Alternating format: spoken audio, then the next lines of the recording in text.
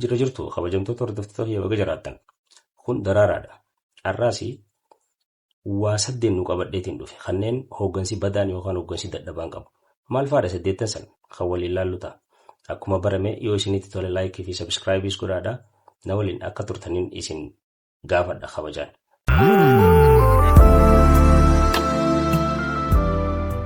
Tokkoffaani amalli hooggansi badaan qabu keessaa tokkoffaan wanni hundi waagama isaati. Akkana jechuun aangoo isaa dursa hanqina of beekuutii fi qaruuxummaa miiraati qaba. Aangoo isaa dursu hanqina of beekuu fi qaruuxummaa miiraa dhabuu fi of tuulummaa qaba jechuudha.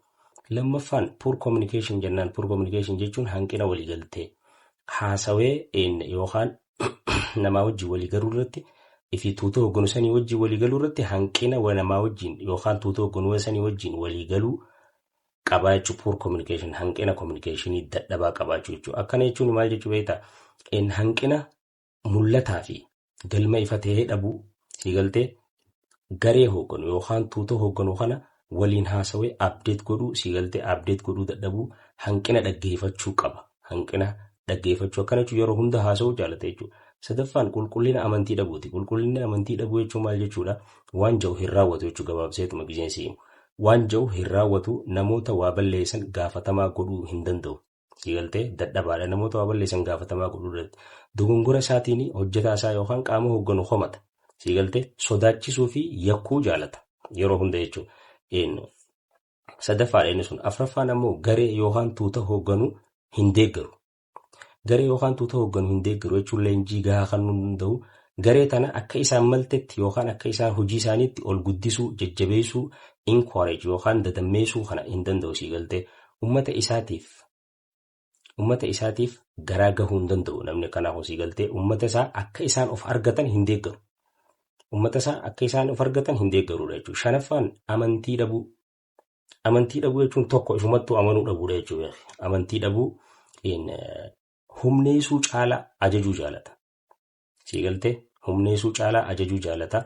Wanti xiqqoo akka garee gosa gandaatii fi waan akkana kana hoogganuufadha yeroo hunda hooggansa wanti xiqqoo jaalatu jechuudha. Fakkeenyaaf hooggansa keenya yeroo hedduu yoo fudhattan irra guddaan isaa neetwoorkii gosaa fi gandaa jaarratee ta'a. Kana jechuun hooggansa wanti xiqqoo hoogganuu jaalatu jechuudha. Amala hooggansa dadhabaati wanni kun. Mee hooggansa isin keessa jirtan keessatti wanni akkanaan jirtu taajjabaa waan kana. Kanaafuu hanqina amantii dhabuuti qaba. Murtii keessatti namoota hin hirmaachisu. Maaliif hanqina amantii waan qabuuf murtii keessatti namoota hin hirmaachisu. Dhiifama. Namoota hin hirmaachisu. Gorsaas tahee yaada namoota biraarraa yookaan hojjettoota isaarraa fudhachuu hin barbaadu. Gaggabaabseetiin kaa'u jira jara keenya. Jahaffaan quuqamaa fi hanqina hin qabu inni yeroo takkaallee. Hanqina qabu jechuun beekaadha guutuudha. Akkana jechuun hanqina galma yookaan kaayyoo irratti xiyyeeffatu dhabu. Hanqina maaliin jedhas irratti quuqamaa fi hanqina hin qabu inni. Quuqamaas hin qabu, hanqinaas hin qabu jechuudha. Bakka kana sirriitti ilaala. Quuqama hin qabu, hanqina immoo hin qabu beekaadha jechuudha. Jaarmayaa fi aadaa jaarmayaatii fi garee isaa tuuta hoogganuu kanarra addatti ilaaluu qaba. Hanqina xiiqii qaba jechuudha. Yookaan maaligaa xiiqiidhaan waa hojjechuu san qaba jechuudha. Torbaffaan amala galatoonfachuu hin qabu. Hanqina waa galatoonfachuu qaba jechuudha siigaltee. Namoota hin galatoonfatu.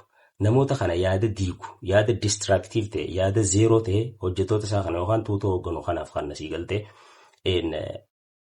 garee gamaa fi gamana yeroon kannu jechuudha. Garee gamaa fi gamanaatiif yeroo kannu akkana jechuun hojjetaa isaa gamanaa fi gamas jiruuf yeroo hanqina kannuu qaba jechuudha.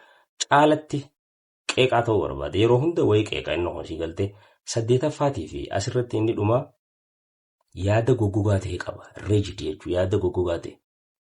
Yaada isaa fooyyeffachuu siigaltee hojjettoota isaarraa yookaan sabboordinoota warra isaa gajjirraa yaada fudhatee hawaasa hoogganurraa yaada fudhatee wanni jechuudha yaada isaarratti goggogaadha. Yaada goggogaa jechuudha. San qaba. Yaada goggogaa qaba jechuun maal jechuudha 8ffaa kana. Hooggansa hojii jirtan irraa wantootaan anjee kanarraa baay'eedha agartan. Kan waliin turtanii isin biraa deemarrallee irrattillee waan kananii hubattan jeetii yaada. Har'aaf 8 kanan gaggabaabsee qabadhee isinii dhufe. Qophii wal fakkaatu nama walitti deebinu. Peace.